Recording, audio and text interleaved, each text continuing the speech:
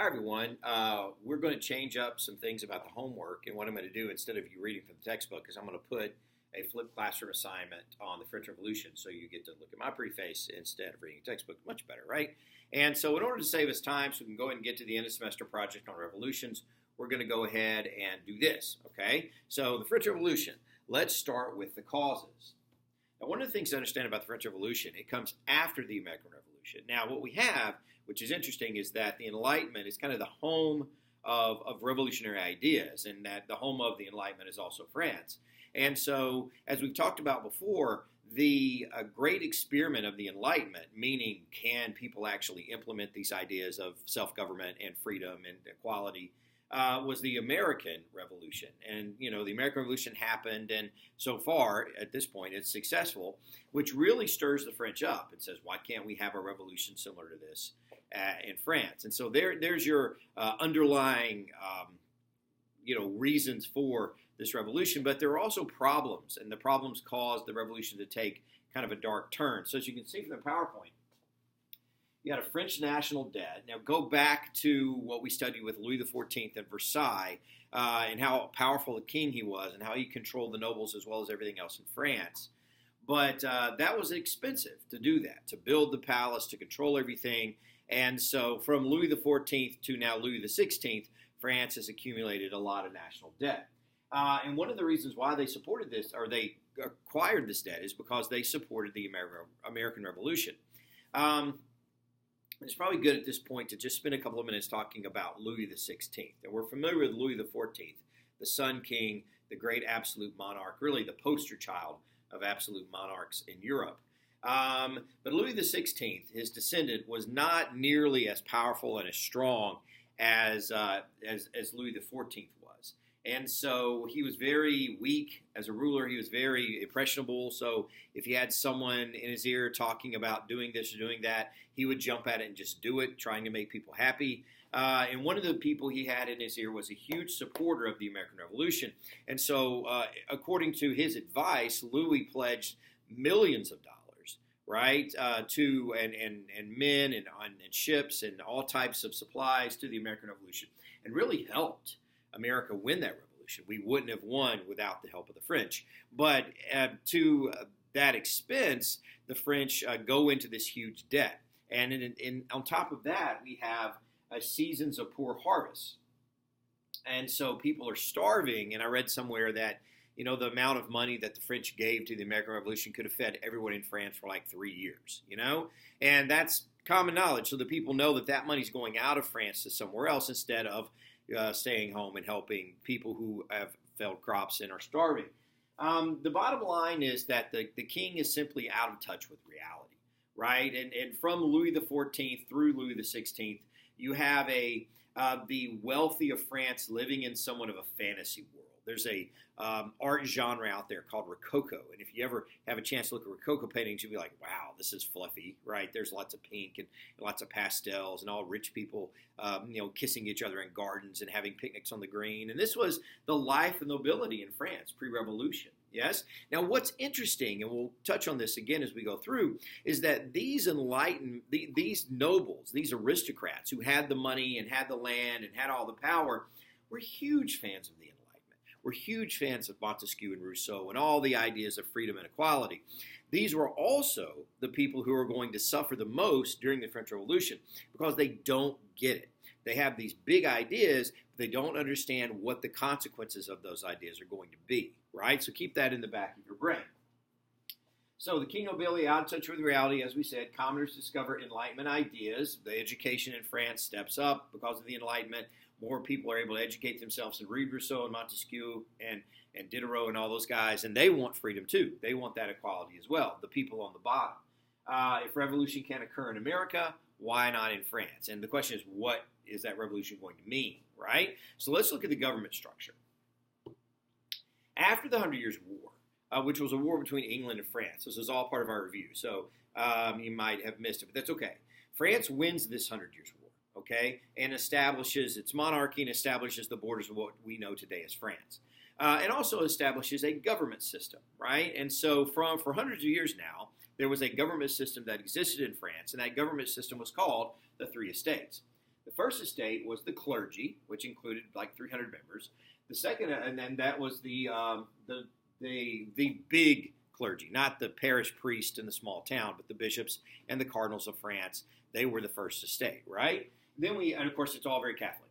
The second estate are the nobility, so the aristocracy, and that's made up of about 300 members as well. And then finally, the third estate is all of the commoners. And of course, this would be an elected position. Originally, it would be leaders of the towns and the different villages around France and the cities. Merchants, businessmen, things like that, successful people were part of the third estate. So you see the number breakdown here. We have 300 in the first group, 300 in the first group, and then 600 in the last group, right? The second group and 600 in the last group. But that 600 represents 25 million people.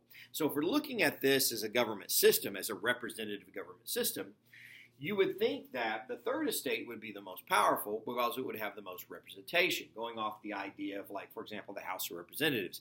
This would have the most representation because it represents the most people. However, according to the medieval rules of state in France, each estate had one vote, okay? And this vote was, final. And so if the king, first of all, the king ruled, right? And if the king wanted the advice of the people, he would call the three estates. So they not like a government that would sit and, just make laws all the time. They were called by the king, and they would come, and they would pass the laws, and then it would happen. But if the king didn't call them, they stayed at home, right? And, of course, Louis XIV, the Sun King, never called this. And, in fact, by the time Louis XVI has to call it because of the Revolution, it hadn't met in probably hundreds of years, right? So, as you probably have guessed, the first estate and the second estate are really always going to vote together because they have the same interests. The clergy is part of that ruling class, the aristocracy. The second estate is part of that ruling class. So that's two votes, right? And then the third estate has a vote. And so most of the time, what would happen when the government is called is that the first two estates would vote one way, the third estate would vote the other way, and the third estate would lose, and the ruling class would stay in power, and everything would go on as is, right? And so those are the rules. What happens, because of all the problems in France, the national debt and the poor harvest, is that Louis XVI is forced to call these three estates. And the third estate shows up, right? And the third estate is the estate that has suffered the most because of all the debt and all the things like that. The third estate shows up and says, we will not vote on anything until we change the rules because the rules are unfair. Giving the first and second estate and us one vote is completely unbalanced, right? We should have more votes because we represent more people. Well, the king, of course, said, no, you impertinent so-and-sos. We're not going to do that because I'm the king and the rules are the rules. And so the king locks the third estate out of their meeting house. Said, we're not going to do this. And so they put guards in front of the doors and won't let them in. And so the third estate, being all irritated, marches down the road a bit and finds a large area where they can meet. And it's a tennis court. It's an indoor tennis court. Now, yes, tennis was around back then. It had been around since the Middle Ages. And so they found an indoor tennis court, and they decided to go into the tennis court and have their own meeting without the permission of the king. And in this meeting, what they decided was that they were going to write a constitution for France. And that constitution was going to be similar to the American Constitution and was just going to give people the right to representative government. Right? So this was the big moment the third estate felt. And many people from the second estate came too because they felt it was unfair. And so they all followed this big group down to the tennis court and they all made this oath that they were going to not stop meeting until they write a constitution for France. Okay? And so third estate, having claimed to be the only true representative body in France, calling itself the National Assembly, right, went down to an indoor tennis court and said, we're going to meet until we write a constitution. And so a very famous artist, and we'll talk about him a couple of times during this lecture, called Jacques-Louis David, he sketched this, right, of the tennis court oath. And we see indoor tennis court, big walls, big ceilings. We have all the people there meeting. They drug in a table and a few chairs, but most people are standing. We have the man in the middle who is proclaiming, we're going to do this, and everybody is pledging, right, pledging to him that they will sit and meet until they make France free, right? Very patriotic moment in France. And we see in the windows all the people looking in, and there's a storm outside. If you get a close look, there's lightning and the wind's blowing in. And for David, that was the winds of change, right? The winds of change in government. But you can see the painting is kind of black and white. It's not color. And so what this means is that it never was really painted. It was supposed to be this massive mural that would take up an entire wall. But one of the reasons why it wasn't painted, because many of these wealthier nobles that joined or wealthier merchants that joined this meeting would be executed during the terror. We're getting that. And so it was kind of, and you can see that they are very recognizable people. They're not just generic people. And so he purposely put really famous people in there that would later be considered to be enemies of the state. And so this is the dark turn that the French Revolution will happen. Now, life goes on, though. I mean, they're meeting, and the king, again, out of touch with reality, just kind of ignores it, and so it's not happening. But what is still happening is hunger and poverty and people starving, right? And so that continues throughout this summer, right, of 1783, and or 1789, sorry. And so we have a very important event that occurs in July 14th of 1789, and that is Bastille Day. And so the people of France, who are hungry and angry, right, hear a rumor that the king is stockpiling weapons in an old prison that sits in the middle of France, or middle of Paris, and called the Bastille. And it's just an old castle prison, and it had a few prisoners in it. But the rumor is that the king is stockpiling weapons there, and he's going to come out, and he's going to take care of all the people who are protesting and rioting the bad conditions in France. It's going to end the rebellion once and for all. And so the peasants of Paris feel that they need to get a jump on and attack first before they get attacked. So on July 14th, they stormed the Bastille. Now, the story of the Bastille is interesting because it wasn't even guarded by French troops. It was guarded by mercenary Swiss troops. And the Swiss had been paid by the French to come and guard the big castle, fortress / prison.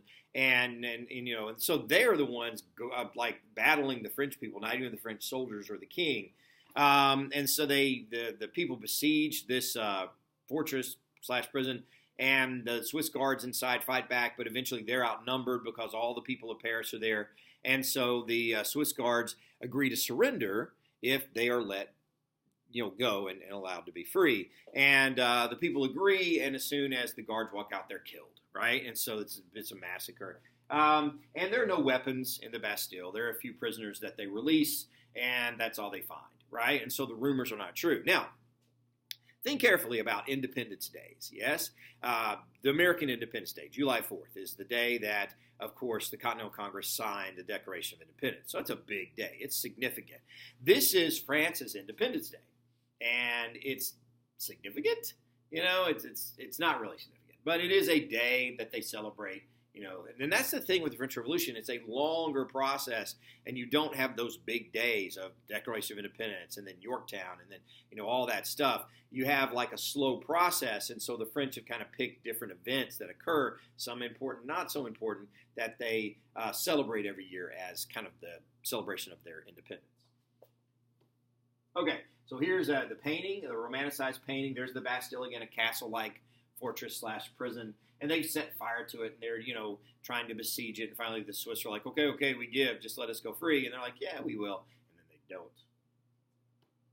All right, so finally, in September of that summer, the Constitution is finished. And the Constitution is called the Declaration of Rights of Man and Citizen. And it is very similar to the American Constitution.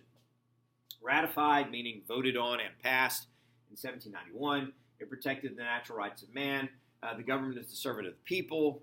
We have a unicameral legislature, which means, I think we talked about this maybe with the American Revolution, we have a bicameral legislature in America, House of Representatives, the Senate, right? Well, the National Assembly is just one, and so that's all they'll have, a unicameral legislature. And then they have power is still in the hands of the wealthy. Now, here's the thing. Let's go ahead and talk about this because we're going to reference it as we go through. This is great. They're doing their thing, good for France, being free. But here's the problem. These educated elites that wrote this Constitution and are going to be a part of this government don't really spend a lot of time thinking about how they're going to implement this into France. They're idea people. They love Montesquieu, and they love Rousseau, and they love Locke, and then all the other philosophers, but they haven't spent a lot of time thinking about how they're going to make this square peg of enlightenment fit in this round hole of France. Now, in defense of them, the Americans, they don't have this problem because once America is free, once the United States is a country, then they don't have to deal with nobles or kings. They're across an ocean in a country that is completely clear of all that stuff, and they can just start building from scratch and not worry about old layers of history that they have to get rid of. And so if the French reformers, independence movement, is trying to create the American independence movement, what they've miscalculated is, what are they going to do with all the nobles? What are they going to do with the king? What are they going to do with all these layers of history and feudalism that are above their heads when they try to create this new government? That's something that the U.S. didn't have to deal with, right? And so power is still in the hands of the wealthy, and these wealthy people don't really understand what it's like to be poor or a farmer or common, right? So, another thing that's going to be kind of a rift that breaks between the common people and the new Republican government of France is the idea of Catholicism. Now, we know from the Enlightenment thinkers that they did not trust Catholicism or any traditional religion for that matter because they saw religion as just kind of lying to us about the universe or whatever, right? And so the civil constitution of the clergy is supposed to cut the legs out of the power of the Catholic Church in France and give the power to the Republic. So here's what it forced the church to do.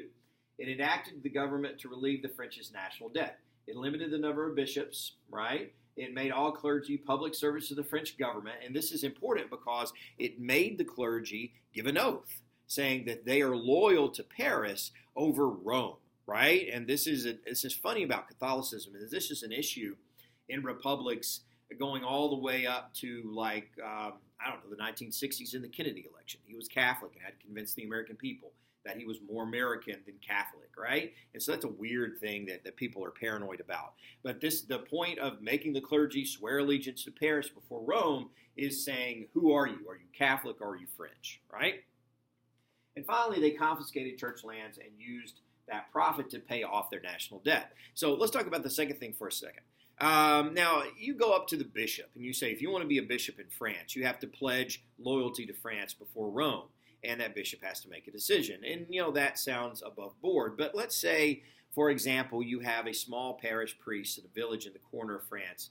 And this priest has been there for years. And he's a trusted and loved priest of the town. He has baptized all their children. He has married everyone. He has buried their grandfathers and grandmothers. He's a beloved figure. But he feels that he can't take this oath because he must be loyal to Rome, which is also being loyal to God. And so he refuses to take the oath, and as punishment, the French government closes those church doors in that little town in the corner of France.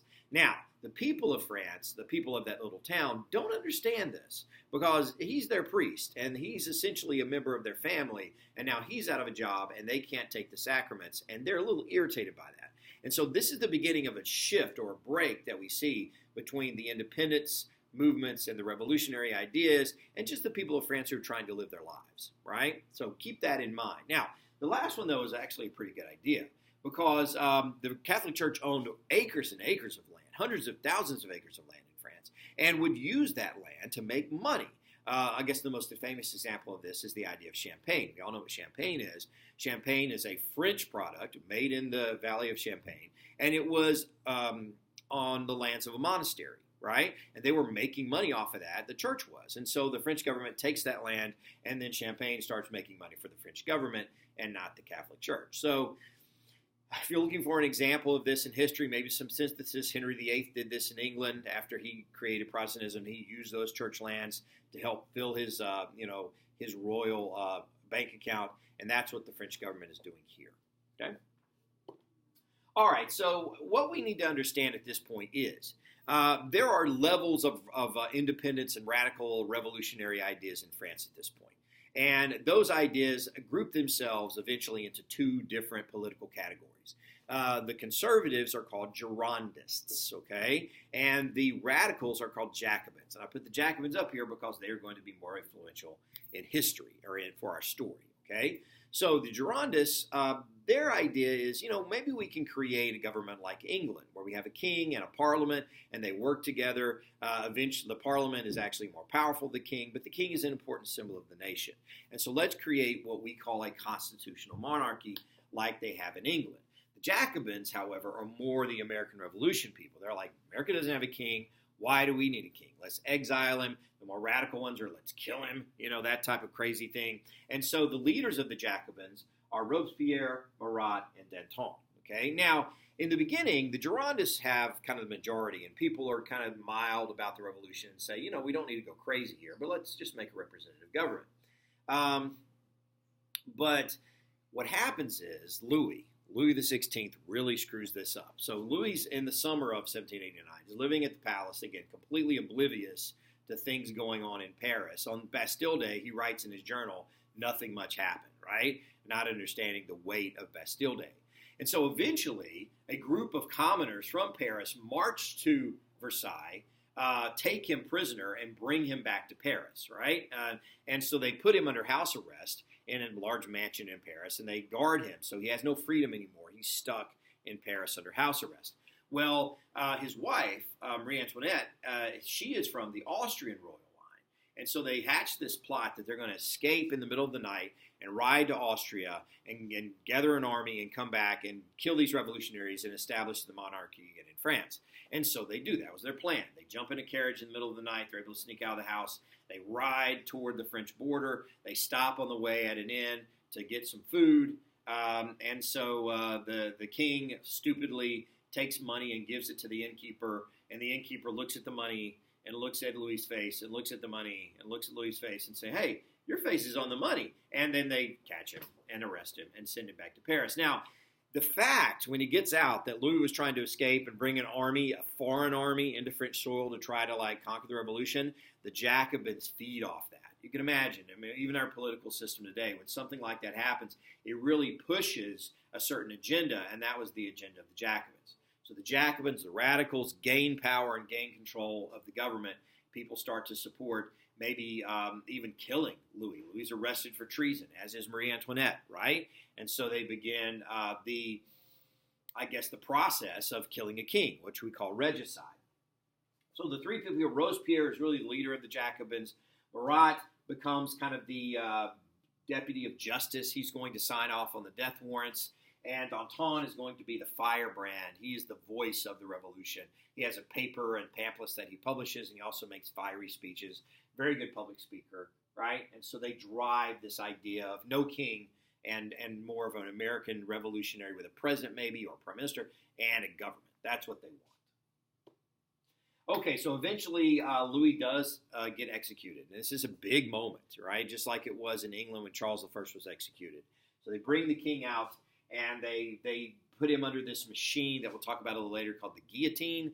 Actually a lot more humane than chopping somebody's head off with an axe. It's just one swipe. The gravity kind of does the work, and the blade is very sharp. And so it's very efficient, too. So Louis is killed, executed, and so France is free, right? Free of monarchy, and are able to establish a new government. Now, we have to understand the ripple effects that this occurred all over Europe, because, England had this happen, but all of the continental countries of Europe, they were shocked with this. Austria, all the monarchies were terrified. And so they began gathering armies to try to invade France in order to reestablish monarchy and get rid of the craziness that's going on, killing a king, right? So we go from the absolute monarch of Louis XIV to Louis XVI being executed in those few years.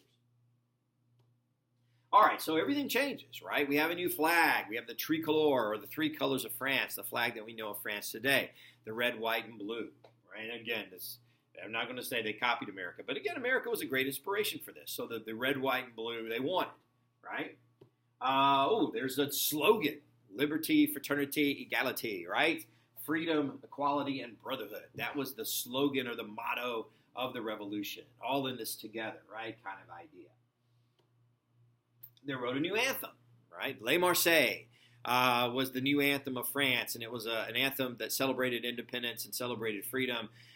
But there was a dark side to this anthem. Let's look at the bottom of it here. The children of the fatherland, all this is very common. But remember, they are about to be attacked by all these monarchies that are getting their armies together and pushing into France to try to kill them. They create a national army to stop all these Italians and Austrians and people trying to invade France. And so look at the last line. To armed citizens from your battalions, let us march, May the tainted blood water our fields. They sing this at sporting events, right?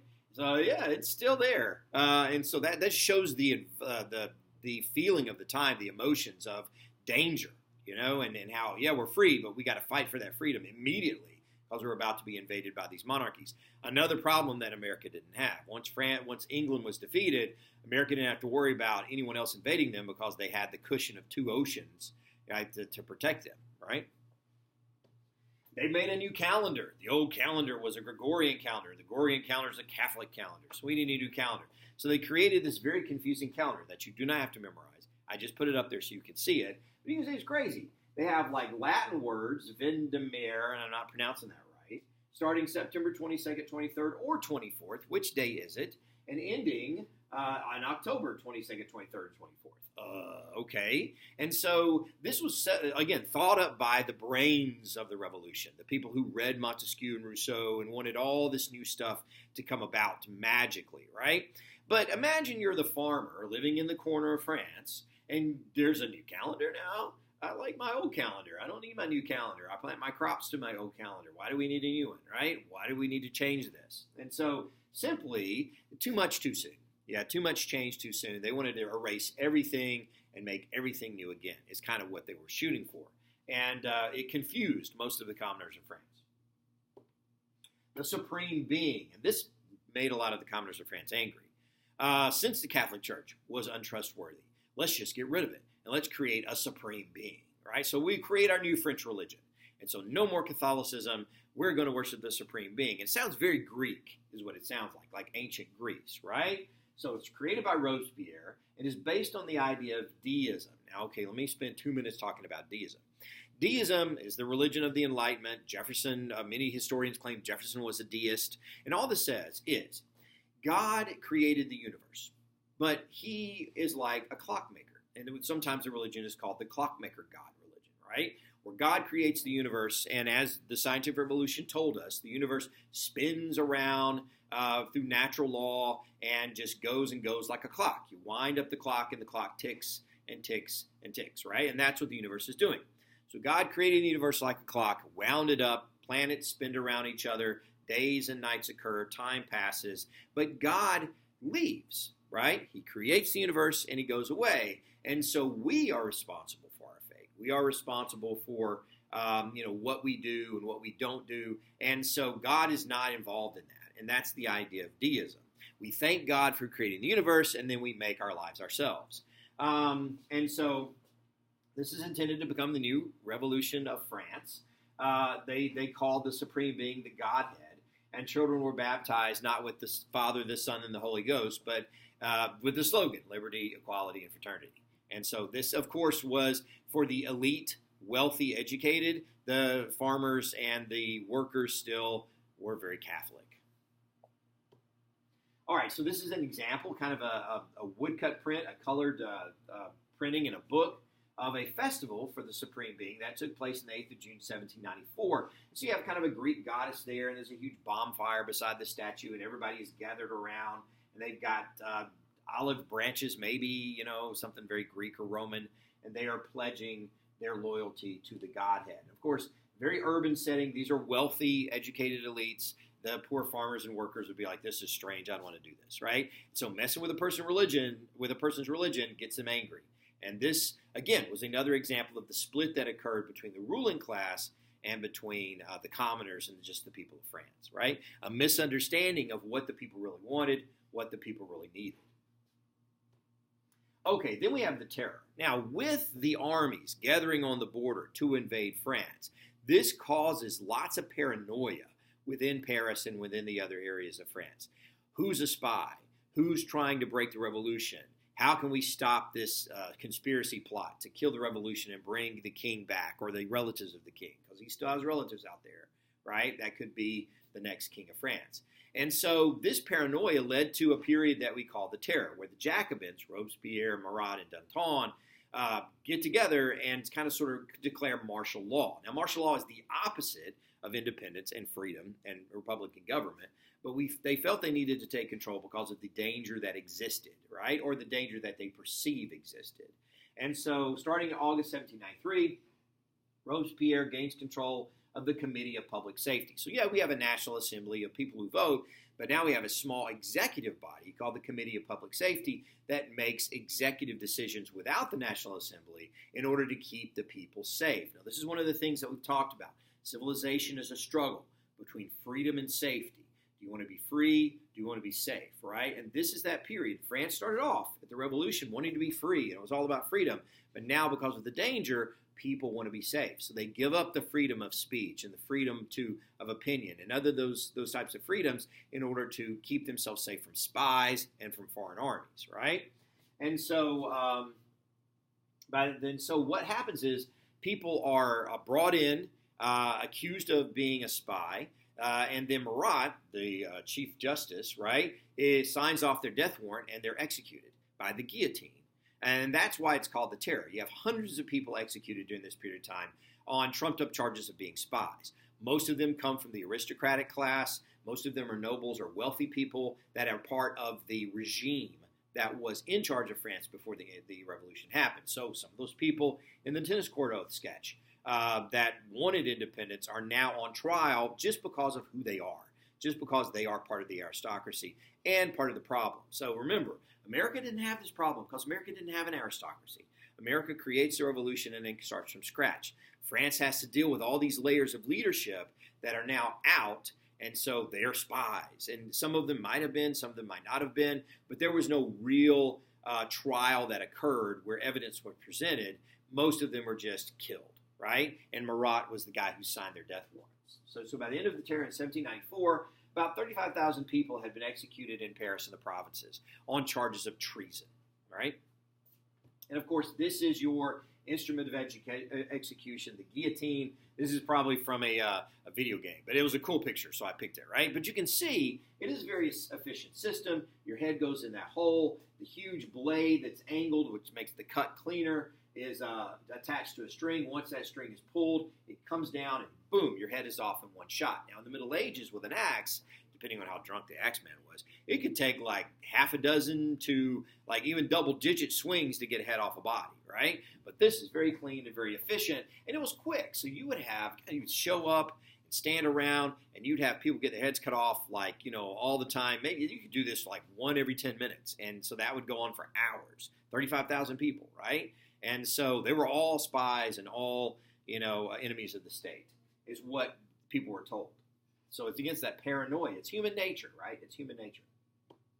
And so the end of the Terror, the wars of revolution died down. And the one thing that's going well for France through this period of time, because the Terror is a mess, but the one thing that's happening that's actually working really well is the French military. And here's why.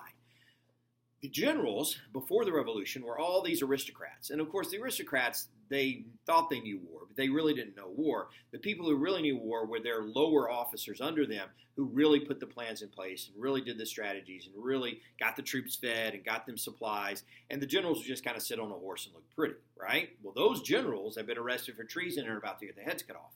So the lower officers who really did the work are now the generals. And those generals are going to run the army very efficiently and actually be very successful during this period of time. French armies defeat the Italians, French armies defeat the Austrians, and they defend the borders of France. The biggest name that rose to power during this period of time very quickly was, of course, Napoleon. And Napoleon makes his name during these wars and becomes the hero of France because he is a very smart, very intelligent, very efficient general. And so now you have this army of people who are recruited and advanced because they are skillful and they are smart, not because of who their father was. And that's very effective, right? And so Robespierre begins to be seen as like a dictator rather than a patriot. Okay, he was doing this for France. He was doing this because of the revolution. But now people are saying, Robespierre, you tend to be little kind of megalomaniac here, right? Danton was arrested for treason because he spoke out against what Robespierre was doing, and Danton was executed.